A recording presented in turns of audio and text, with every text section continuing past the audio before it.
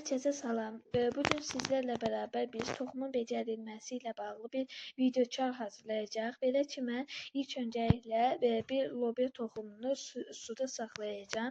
Bir neçə gündən sonra mən onu torpağa əkəcəm.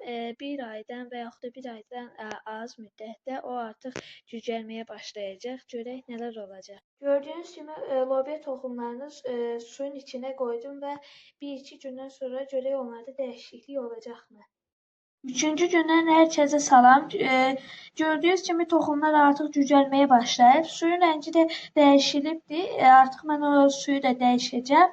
4-5 gündən sonra, yəni bəlkə torpağa əkdim. Yəni gördüyünüz kimi bu daha çox cücəribdir. Digərləri də artıq açılmağa başlayır. Görək digər günlərdə nələr olacaq.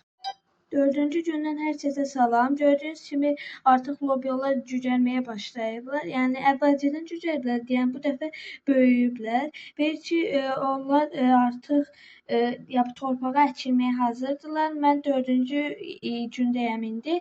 5-ci və 6-cı günlərdə onları torpağa əkəcəm. Daha sonra onlar böyüyəcək və bir müddətdən sonra lobya verməyə başlayacaq.